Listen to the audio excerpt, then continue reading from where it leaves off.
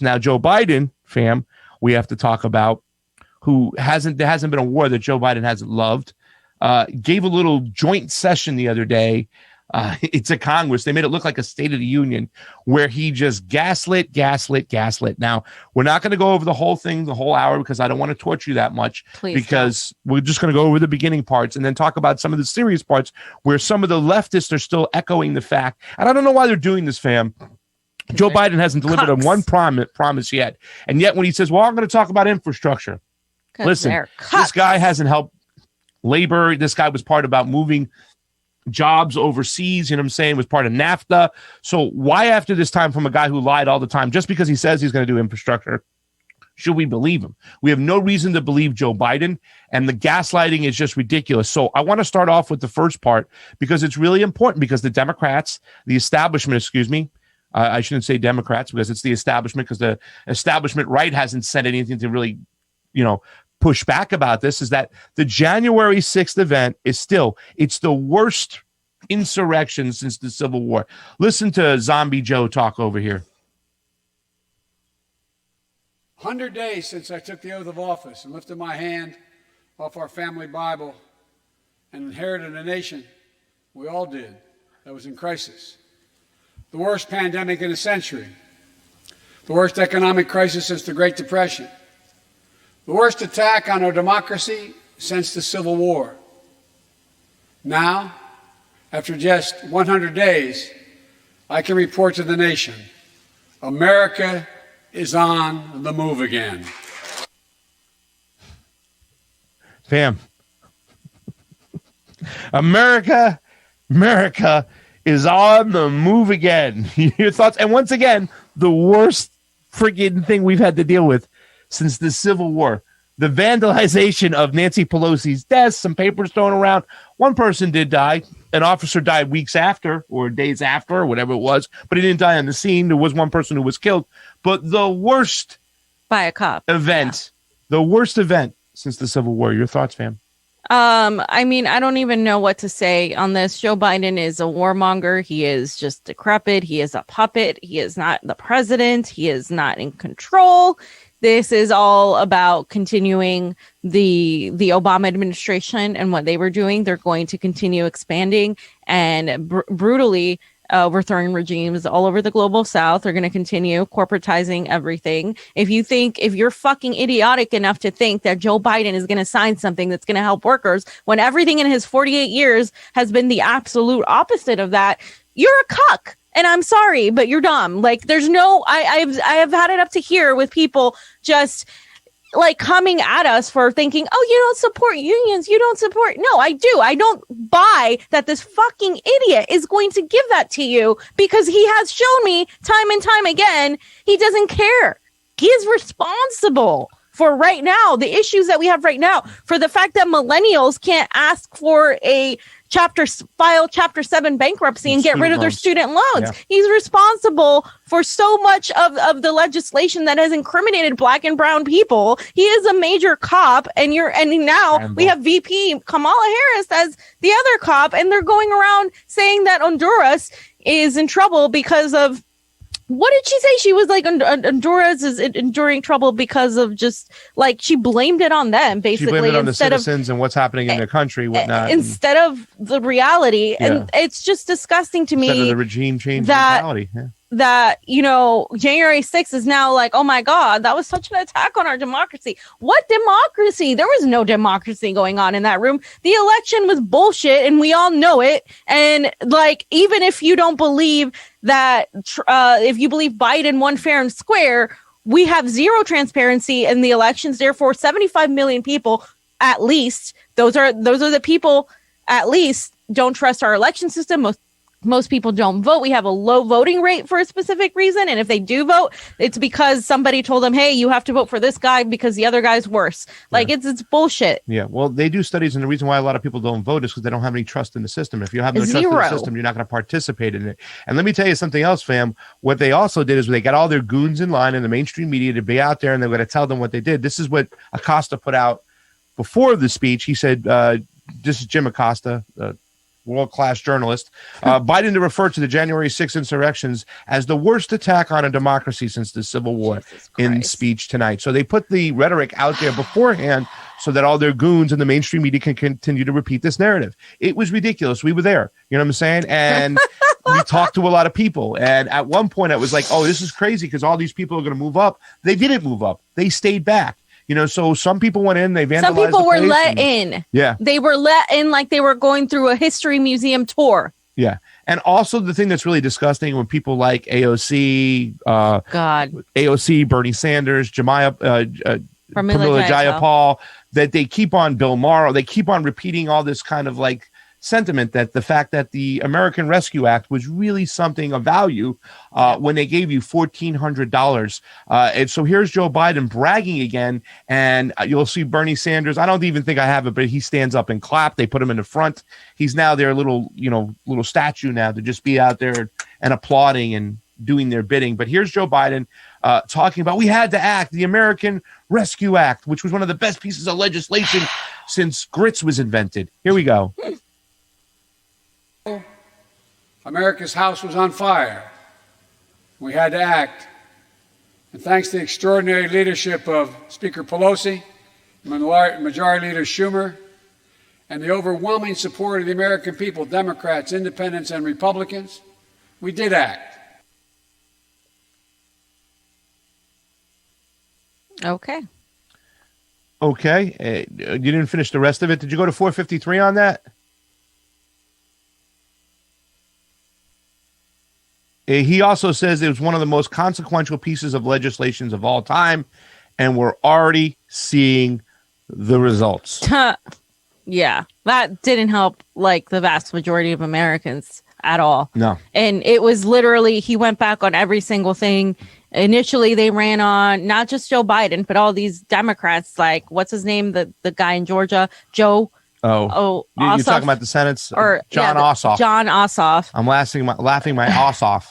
Yeah, that guy. Yeah. Campaign on $2,000. What did they do? They deducted the $600 that Trump gave and pretended that that's what they meant all along. We knew that was false. Joe Biden ran on student debt forgiveness. He hasn't done that. $15 minimum wage was supposed to be a guarantee. That's not happening either. And they're just giving you pre-K and giving you what, instead of $15 an hour for everybody, $15 an hour only for federal workers. I mean, this is fucking bullshit. Yeah.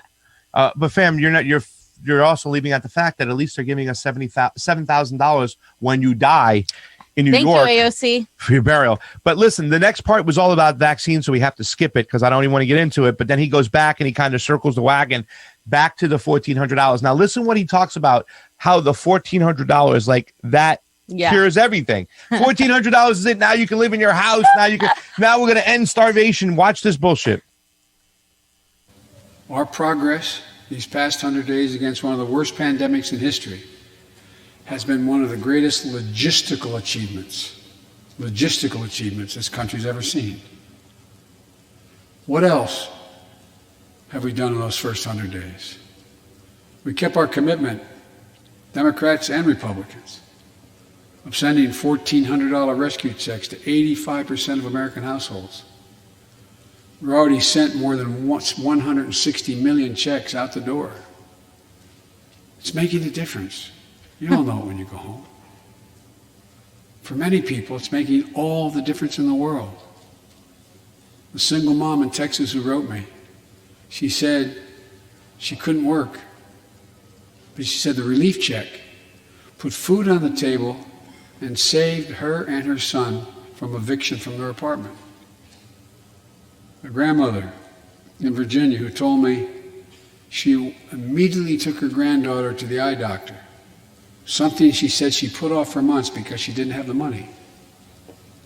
One of the defining images, at least from my perspective in this crisis, has been cars lined up for miles.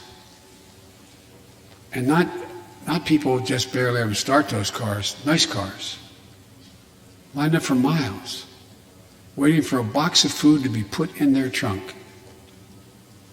I don't know about you, but I didn't ever think I'd see that in America.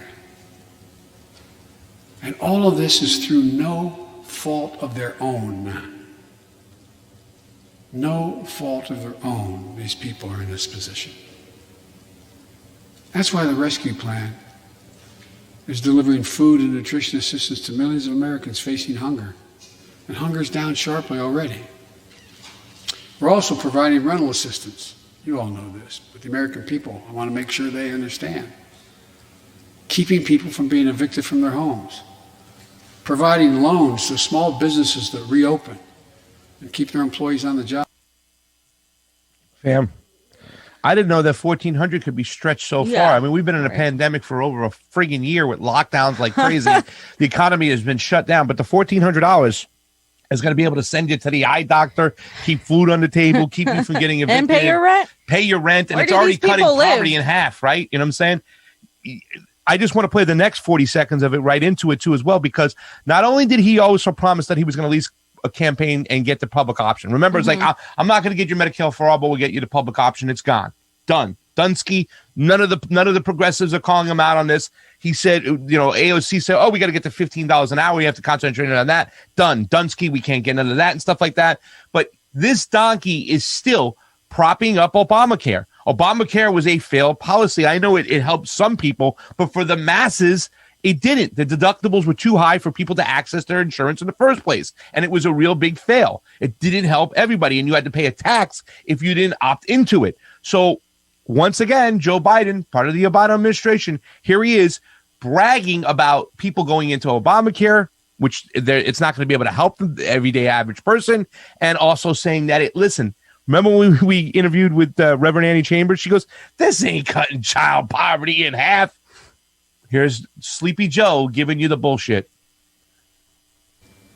During these 100 days, an additional 800,000 Americans enrolled in the Affordable Care Act when I established a special sign-up period to do that. 800,000 in that period. We're making one of the largest one-time ever investments, ever, in improving health care for veterans. Critical investments to address the opioid crisis. And maybe most importantly, thanks to the American Rescue Plan, we're on track to cut child poverty in America in half this year. Then they bullshit. They did this the whole time. They're doing the standing up and the clapping. And here's the thing that really disgusts me. They always talk about Donald Trump and always just brag about himself and doing these things. They're doing the same thing. They're acting like, oh, America's house was on fire. Then the Democrats came in and we saved everything. Thank God for Speaker Pelosi and Chuck the Schmuck Schumer. We came in and we did everything right. Now, in the last part, because this is all we're not going to give you more than this, in other words, and stuff like that. I'm not going to torture you any longer, please, ladies and gentlemen. This is disgusting. The whole friggin' speech was like this. We're going to just talk about this last part when Joe mentions the IMF, and he can't even say his Great Reset slogan properly. Check this out. Process. While this was all going on, the economy created more than 1,300,000 new jobs in 100 days. More jobs in the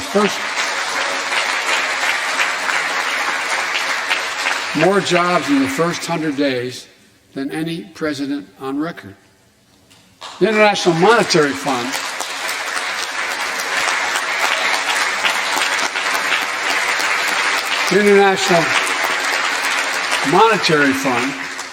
is now estimating our economy will grow at a rate of more than 6% this year.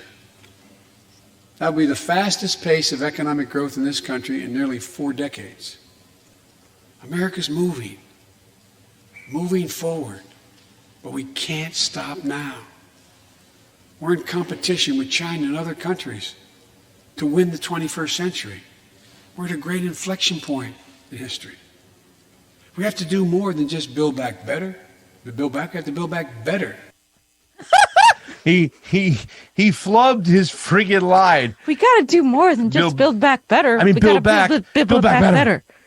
What? And he also mentions the IMF, you know what I'm saying, which is also what it's all about. We go and regime change these countries because we want them to use our monetary system. Like the whole China.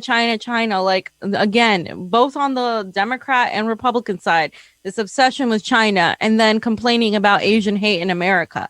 Like, where do you think it comes from? Where do you think that fucking comes from? I don't like understand how you can be on one end like talking about China as like your enemy, like we have to beat China, and then on the other hand complain about why Asian Americans are mistreated, because again, it's a lot of people in America don't differentiate. Like they just like you are creating this whole like worldview of these people are our enemy. We hate them. Like they're a threat to us, to our democracy. Yeah. Like it's disgusting. And like there's a great reset again. I'm going to mention it again. There it is. The whole phrase. Look at how many of the mainstream media, the politicians regurgitate the same exact slogans and then tell me that you think that this is just coincidence. Well, fam, I think the idea of a great reset is a good idea. You know what I'm saying? I think it's, it's a good idea in theory, if you think about it. Reset everything. No. Other than that, other bullshit right now, we're not going to make you suffer through any more of this whole speech. And you can do the whole thing. It's the same thing. It's gaslighting bullshit, them standing up. I mean, you see this right now. The first message that should come to your mind is that this Congress and these people got to go. They got to go. They should not be there. Yeah. The fact that Nancy Pelosi and Chuck Schumer, and they're still praising them. And it's the same thing. They're just selling you a false bill of goods and making you think that they're doing well, that, oh, America's house is on fire. Donald Trump's come. We're here to rescue you. Look at all these new jobs we created. Yeah, but how many jobs did we lose? And stop, you know what I'm saying? Stop acting like we didn't have problems before Donald Trump came along. The reason why Donald Trump got into power is because we had these problems and people wanted something different. And a lot of people still don't even believe that your presidency is legit and everything that got going behind you is a bunch of bullshit. Now, I want to address one serious part of this. Go ahead. Oh, are we going to show this? Or? Yeah, we're going to do this right next. Okay. I want to address this serious part because he did talk about infrastructure. And a lot of people say, well, that's a positive thing. Well, every single president for the last 20 years have talked about infrastructure, never got it done. And if an infrastructure bill comes out, I'm sure there's going to be a lot of pork, a lot of kickdowns and kickbacks to their crony consultants and stuff. So I don't trust anything that comes out in an infrastructure bill with Joe Biden whatsoever. He's always been in the pocket of big business and took kickbacks and bribes and the whole 9 yards. Look what happened with Burisma and the whole China situation. Okay, so you can't trust him and stuff. But a lot of people are also talking about the PRO Act, right? And we've kind of pointed out the PRO Act that wait a second, you know what I'm saying? We have to talk about this in a little detail, fam, too, as well, because you did mention something that's really important, that the fact that we live in a gig economy, we shouldn't live in a gig economy. But if you cut the legs of a gig economy, doesn't mean it's going to matriculate into a situation back to where unions are big and unions are going to flourish and whatnot, and people are going to have union jobs.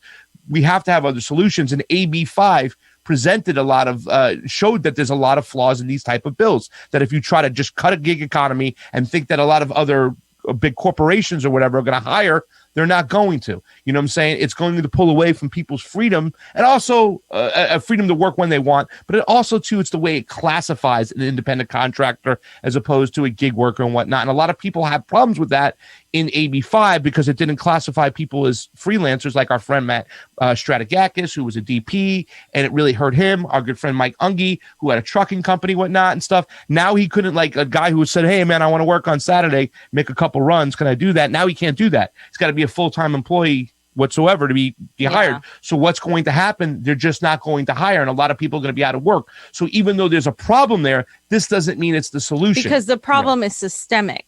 That's why. And you're trying to solve it by patching a hole that is a small hole when the whole thing is falling apart. So you can't have half-baked solutions without actually attacking the core systemic issue. And by the way, the reason we're in this problem is because the unions have very little power, but the few unions that exist as corporations. They're basically corporations now, and these people, the AFL CIO, are literally urging the passage of the PRO Act. They're at this point a corporation. They're a corporate-backed organization. I wouldn't even consider them a union. Yeah. They're like one of the most powerful entities right now, and these people are pushing for the PRO Act. Yeah. And that's something you mentioned out. You have to mention who's pushing for the PRO Act. We have to look at why are they doing it? Why is Manchin switching over so easily? Yeah. Why do you have a lot of these corporatists standing behind a PRO Act, the right to form unions and stuff like that? It's not what it says. And the AFL-CIO has been at the head of all these unions who are always caught up in scandals and whatnot. I put up some things that I want to talk about. First of all, I want to mention that the AFL-CIO were our friends from the cabal. Remember the Time Life magazine thing? The secret history of the shadow campaign that saved the 2020 election. Well, you can put that up, Oz. There they are. That's the article. And now we'll get into this one paragraph I want to read there and stuff like that, because this is the first time, I was like, wait a second, the AFL-CIO, they merged kind of. Here it is. There was a conspiracy unfolding behind the scenes, one that both curtailed the protests and coordinated the resistance from CEOs. Both surprises were the result of an informal alliance between left-wing activists and business titans. The pact was formalized in terse, little-noticed joint statement of the U.S. Chamber of Commerce and the AFL-CIO published on Election Day. Both sides would come to see it as a sort of implicit bargain inspired by the summer's massive, sometimes destructive, racial justice protest in which forces of labor came together with the forces of capital to keep the peace and oppose Trump's assault on democracy. So once again, these guys are doing business behind the scenes, whatnot. Yeah. Joe tied into big corporations. Joe tied into big labor is what they call them. Scandals run about when it comes to the AFL-CIO. Here's another one in the Los Angeles Times. Fallout from Teamster scandal run deep. Perhaps one most important of all, the fallout from the campaign finance scandal could be damaging to the Clinton administration and other Democrats and the top leadership of the National AFL-CIO, Labor Federation, and allied liberal political groups. Okay, they were caught up in campaign finance scandals and stuff. They were mentioned in stuff. Our friends from the World Socialist website wrote another one, the AFL-CIO's corporate scandal. And if you click onto the article real quick, you can read just the first paragraph. I'm going to read the first paragraph if we can, not that one. The AFL-CIO, Jesus, now it's not letting me. A new corporation scandal has emerged that involves not another giant corporation, but the other bulwark of American capitalism, the AFL-CIO. The scandal involving the union-owned company Ulico cast a revealing light on the true social character of the American trade union bureaucracy. And that was just talking about what the AFL-CIO was caught up in this scandal and stuff because they had their board leaders take over this company and then therefore actually manipulate the stock prices, because it wasn't by participation or what the business was doing is the board of directors would set the price of the stocks. And what people did from the AFL-CIO was run the stock price up and then tell their people to sell on the board. And then the stock crashed and the actual union members were the ones who paid the price. They were caught up in these scandals all the time. And that's what the AFL-CIO is. So if the AFL-CIO is standing behind the PRO Act, it's big labor. You got to sit there and you got to question what are their motives, what's going on. I understand the whole right to work states is something that's a little messed up, right? It's the right to fuck you over. But that's AFSCME versus Janus. You would have to you have to basically overturn previous laws and legislation that passed that made wildcat strikes effectively illegal. If you're not targeting that, if you're just doing secondary boycotts and you're doing, certain strikes in certain sectors, but you're not allowing wildcat strikes, what you're saying is that any sort of dissent is going to be dependent on union leadership approving it. Exactly. And as we've said, that union leadership is corrupt, oftentimes equally as corrupt as the whole company itself. So by giving more power to union leadership, you're not empowering the actual workers, because they're facing some of the same type of troubles as we are, or as non-unionized people are. Yeah. And that's the problem. This is what these people on DSA don't want to talk about. When they get so angry and they smear you saying, oh, you don't support unions, that's not leftist. No, I support real unions. We don't have that right now. We don't have a system that allows for the flourishing of unions because they made it illegal to have a wildcat strike. A wildcat strike is a strike that starts without the approval of the union leadership at all. And that is not legal right now. And if you're not going to make that legal, then you're full of shit. And if you're not going to address the structure of unions and how problematic they've been, if you're not going to address the fact that they're backed by these giant corporations and the fact that, it's corrupt itself, and if you're not going to address the fact that you need a freaking filibuster to actually even make this happen, and that you're not being honest by admitting that this whole PRO Act is going to be watered down because they're not going to reach a consensus to allow half of the shit that's in there. And by the time it gets through, they're going to say, oh, we signed it into law. And they're not going to tell you the specifics of what it is, of how much they took out. Because you need a filibuster for it to happen the way you want it to. And there's also, too, the mechanism of what classifies an independent contractor, which I think there was a lot of libertarian-minded people that wanted that change and stuff like that. And people were talking about that were stuck in the wedge of AB 5, which was California, which this bill is kind of like an offspring of it. It's very, very similar in a lot of ways. But the way we classify independent contractors within this bill is not good. And it's going to actually force a lot of people out of their jobs and either force these corporations or companies, the big companies, to hire full time. Well, they're not going to do that all the time. And a lot of people will be out of work. So this is not the solution. Right to work states we have issues with, we have to fix it, but this bill is not the solution. And a lot of people have to realize that this is just not going to do the things they want. They throw out the buzzwords, oh, it's unions, whatnot, like that. People want to support unions, support this bill, but what unions are you supporting? What leadership are you supporting? Like you said, Fee, it's not supporting new unions to start, new unions that are really going to care for their workers. It's going to be the same old pigeonhole of all these things, forcing people to pay dues that they can't even afford for these unions they don't like, because these for are these unions, this union leadership that isn't going to actually fight to do anything. No, not at all. So this is not the solution. We do have a problem with labor in this country, but this is not the solution. We have to, and I wish I had the answers for you. This is not my wheelhouse. I like to talk to more people about this, but looking at these unions that are involved, when you talk about the AFL-CIO, entrenched in scandals for years, entrenched in scandals all over the place. You know what I'm saying? And they always get off with a slap on the wrist, no problems, whatnot. We don't want these unions running our labor around the country. They're tied to the corporations. Just because it's union doesn't mean it's automatically good, guys. Not anymore. Unfortunately, not in the current system that we live in.